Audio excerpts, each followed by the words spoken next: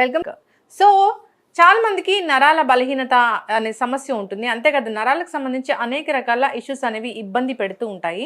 అసలు ఎందుకు ఈ సమస్యలు, మరి రాకుండా జాగ్రత్తలు, వచ్చాక వెజిటబుల్ థెరపీ ద్వారా దీన్ని ఎలా తగ్గించుకోవచ్చు వివరాలు తెలుసుకుందాం. ఈరోజు మనతో పాటు ఉన్నారు ప్రముఖ vegetable therapist and sun spiritual society founder Vikramaditya garu. గురుగారు నమస్కారం అండి. సూర్యోస్మి అమ్మ. గురూజీ, నరాల బలహీనత, నరాలకు సంబంధించి చాలా రకాల ఇష్యూస్ చాలా మందిని ఇబ్బంది పెడుతూ ఉంటాయి. సో మెన్నరాల నొప్పులు కావచ్చు, రకరకాల ఇష్యూస్ అనేవి.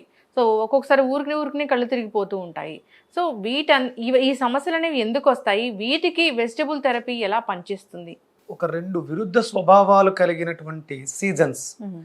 పూర్తిగా హై టెంపరేచర్లో ఉన్నాం, అక్కడ నుంచి మనం కూల్కి వస్తుంది. అవును, డ్రాస్టింగ్ చేంజ్, విపరీతమైన వేడి నుంచి విపరీతమైనటువంటి చల్లదనానికి వస్తుంది. అంటే దీనికి ప్రధానమైన కారణం, ప్రధానంగా మనం అనుసరించి తీసుకోవాల్సినటువంటి జాగ్రత్తలు ఇక్కడే ఉన్నాయి. అంటే సాధారణంగా చూడండి, ఎండల్లో ఉన్నప్పుడు అంటే ఆస్మా పేషెంట్లు అని తీసుకుందాం, రెస్పిరేటరీ ఊపిరితిత్తుల సమస్యలతో బాధపడేవారు. వీళ్ళకి శీతాకాలం ఇబ్బంది పెడుతుందేమో అనుకోవాలి కదా, కానీ ఎండాకాలంలో కూడా ఇబ్బంది ఉంటుంది ఆస్మా వాళ్ళకి.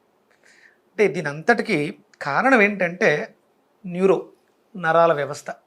అంటే శరీరంలో ప్రతి అవయవము, ఆర్గాన్ చుట్టూ కూడా ఈ నరాలు ఏవైతున్నా అవి వ్యాప్తి చెంది ఉంటాయి.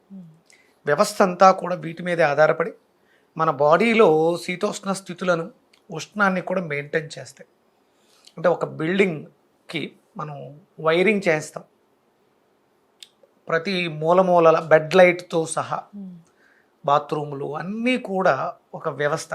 కరెంటు పాస్ చేయడానికి మనం వైరింగ్ ఎలా అయితే చేస్తాం, మన శరీరానికి, మాంసానికి, ఆర్గాన్స్కి మధ్యలో ఒక వ్యవస్థ ట్రావెల్ చేస్తూ ఉంటుంది. సిగ్నల్స్ని తీసుకెళ్ళి ప్రతిదీ కూడా ఆ వ్యవస్థ మీద ఆధారపడి. ఇది చాలా ముఖ్యమైనటువంటి వ్యవస్థ. చాలా రకాల ఇబ్బందులు చూడండి, ప్యారలైజ్, దీనికి కారణం కూడా ఈ నర్వస్నెస్, నరాల వ్యవస్థ బలహీనపడటం.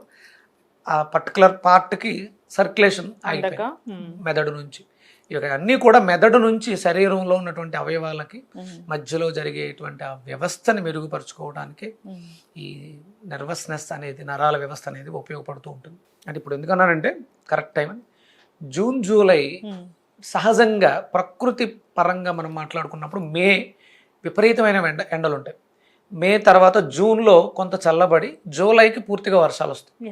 అంటే ఇప్పుడు కొంచెం మనం ప్రకృతికి విరుద్ధంగా ప్రవర్తించున్నాం కాబట్టి ప్రకృతి కూడా కొంచెం ఇబ్బంది పెడుతూ, ఇప్పుడు జూలై వచ్చినా మనకి ఇంకా పూర్తిగా వర్షాలు పడట్లేదు. మొన్నటి వరకు అంటే జూన్ అంతా కూడా మనం ఎండలు చూసాం. అవును, డిఫరెంట్ గా ఉండింది. సహజంగా అది కాదు దాని స్థితి. మనం జూన్ 15 నుంచి జూలై 15 మధ్యలో మనం వర్షాలు చూడాలి. ప్రకృతి సహజంగా అయితే మనం ప్రకృతిని పాడు చేసాం కాబట్టి ఇబ్బందులు పడతాం. అలాగే మన ప్రకృతిలో కూడా ఈ మార్పులకు తగ్గట్టుగా మనం వ్యవహరించట్లేదు కాబట్టి ఈ నరాల వ్యవస్థ డ్యామేజ్ అయ్యి దీర్ఘకాలిక రోగాలతో సంవత్సరం అంతా బాధపడుతున్నాం. ఇప్పుడు సీజనల్గా ప్రాబ్లమ్స్ వస్తాయి. మరి వర్షాకాలం వచ్చేవి జ్వరాలు, జలుబులు వస్తాయి. కానీ ఈ జ్వరాలు, జలుబులు ఎండాకాలంలో లేవా, శీతాకాలంలో లేవా? ఏదైనా ఒక రోగం అంటూ వస్తే అది మనల్ని సంవత్సరం అంతా కూడా పట్టి పీడించేస్తుంది, సంవత్సరాలు పట్టి పీడించేస్తుంది.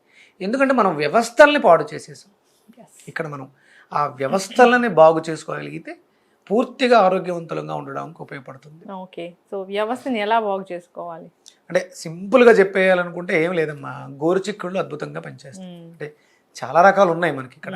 అంటే ఎప్పుడైతే ఆ వేడి ఉష్ణతత్వం నుంచి శీతలానికి మారుతున్నామో అక్కడ మనం ఆ బాడీని బ్యాలెన్స్ చేయడానికి కొన్ని రకాల పదార్థాలని మనం అలవాటు చేసుకుంటూ ఉంటాం.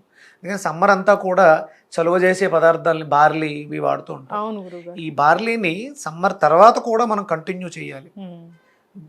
సహజంగా వాడుతూ ఉంటారు. బార్లీ మనకి చాలా ఎక్కువగా ఇనుప శక్తిని, అంటే ఇనుప ధాతువుని, ఐరన్ని మనకి ప్రొడ్యూస్ చేయడం ద్వారా, చలువ చేయించడం ద్వారా నరాల వ్యవస్థను మెరుగుపరుచుకోవడానికి ఉపయోగపడుతుంది. అలాగే ఐరన్తో పాటు భాస్వరం కూడా ఈ బార్లీలో అధికంగా ఉంటుంది కాబట్టి అంటే వ్యవస్థలను మెరుగుపరుచుకోవడానికి ప్రారంభంలో, అంటే వర్షాలు ఇప్పుడే ప్రారంభమైనాయి, మనం ఉదయం పూట దీన్ని కొంచెం బార్లీని తీసుకుంటూ, మజ్జిగలో కలిపిన బార్లీని తీసుకుంటూ ఉదయం నుంచి మధ్యాహ్నం వరకు, భోజనం చేసేంత వరకు భోజనానికి ఒక అరగంట ముందు వరకు కూడా తీసుకుంటూ ఉంటే ఈ నరాల వ్యవస్థను మెరుగుపరుచుకోవడానికి, అంటే ఎవరికో ఏదో సమస్య వచ్చేస్తుంది వచ్చిన తర్వాత తీసుకోవడం కాదు, ప్రికాషన్ ఇస్ ద బెటర్ దాని క్యూర్ కింద మనం రెగ్యులర్గా అందరం కూడా ఇది చలువ చేస్తుంది, ఆ వ్యవస్థలను మెరుగుపరుస్తుంది. అంటే మన చాలా మందికి యూరిన్ ప్రాబ్లమ్స్ ఉంటాయి, సమ్మర్ అంతా కూడా విపరీతమైన వేడి వల్ల కిడ్నీలు అధికంగా పనిచేయడం వల్ల యూరిన్లో మంట, ఈ ప్రాబ్లమ్స్, దానికి బార్లీ అద్భుతంగా పనిచేస్తుంది. అలాగే ముఖ్యంగా మనం తీసుకోవాల్సింది గోరుచిక్కుళ్ళు. అంటే చాలా రకాలు ఉన్నాయి మనకి, ఆయుర్వేదంలో శతావరి, పిల్ల పేచర అంటారు, అలాగే కాంచనార గుగ్గులు, ఇలాంటివి చాలా రకాలు ఉన్నాయి. అవి మీరు డాక్టర్ పర్యవేక్షణలో సంప్రదించి రెగ్యులర్గా వాడుకుంటూ, అలాగే ఎప్పుడు కూడా ఒక బలవర్ధకమైనటువంటి ఆహారం మనకి ఎప్పుడు ఉండాలి. మనం తీసుకునే ఆహారంలో అది దొరకట్లేదు, అందుకని ద్రాక్షారిష్ట అని సిరప్స్ దొరుకుతాయి, అలాగే దశమూలారిష్ట, ఇలాంటివి మనకి ఇమ్యూనిటీని పెంచుకోవడానికి ఉపయోగపడుతుంది. వీటిని వాడుకుంటూ గోరుచిక్కుళ్ళని ఆహారంలో ఎక్కువగా తీసుకుంటూ, అలాగే మనకి ప్రతి సీజన్లో కూడా ఈ సీజన్లో ఇవి వాడుకోవాలి. ఒరిజినల్గా సీజన్ ప్రకారం మాట్లాడుకుంటే ఆ సీజన్స్ మారుతూ ఉన్నాయి, మనం పాడు చేసుకుంటున్నాం కాబట్టి. నెలల వారీగా చూసుకుంటే ఈ జూలై మాసం అంతా కూడా మనం గోరుచిక్కుడు తీసుకోవడం చాలా ఉపయుక్తకరం. ఎస్, ఖచ్చితంగా గురూజీ చాలా చక్కగా చెప్పారు. అంటే మాసం పరంగా కూడా గోరుచిక్కుడిని తీసుకోవాలి, అంతేకాదు ఈ నర్వస్ సిస్టమ్ ని మనము స్ట్రెంగ్తెన్ చేసుకోవడానికి కూడా వీటిని తీసుకుంటే చూడండి, మనకి ఈ ప్యారలైజ్ అయినటువంటి పారాలసిస్ పేషెంట్స్ ఉంటారు కదా, వాళ్ళకి ఇది అద్భుతంగా పనిచేస్తుంది. ఆ నరాల వ్యవస్థని మెరుగుపరచడం ద్వారా ఏదైతే పార్ట్ ప్యారలైజ్ అయి ఉందో దానికి మళ్ళీ శక్తిని ఇవ్వడం ద్వారా, ఫిజియోథెరపీ చేయించడం ద్వారా, మసాజ్లు, ఈ పిండ తైలం అని, మహానారాయణ తైలం, ఈ వీటితో మసాజ్ చేయడం, ఆవిరి పట్టడం, తొట్టి స్నానం చేయించడం, ఇలాంటి వాటి ద్వారా ఇలా డ్యామేజ్ అయినట్లు బాగు చేసుకుని అవ్వని వాళ్ళు వీటిని వాడుకోవడం వల్ల అలాంటి వాటి బారి పడకుండా హ్యాపీగా హెల్దీగా ఉండడానికి అవకాశం ఉంది. ఎస్, ఖచ్చితంగా గురూజీ చాలా చక్కటి ఇన్ఫర్మేషన్ అండి. ఈ నరాల బలహీనత సమస్య అంటే అదొక సమస్య కదా, దానివల్ల చాలా రకాల ఇష్యూస్ అనేవి వస్తూ ఉంటాయి. సో వాటన్నిటికీ చక్కటి పరిష్కారాన్ని అయితే సూచించారు వెజిటబుల్ థెరపీ ద్వారా. అంతేకాదు చాలా రకాల రెమెడీస్ చెప్పారు, బార్లీ గింజలు కావచ్చు, ఇంకా ఆయుర్వేదంలో శతావరి కావచ్చు, ఇలాంటివన్నీ కూడా. సో ఆయుర్వేద పరంగా ఏదైనా వాడుకోవాలనిపిస్తే కనుక వాటిని డాక్టర్ల పర్యవేక్షణలో వాడుకుంటే ఖచ్చితమైన ఫలితాలు అనేవి ఉంటాయి. చక్కటి ఇన్ఫర్మేషన్ గురువు గారు, ధన్యవాదాలండి. సూర్యస్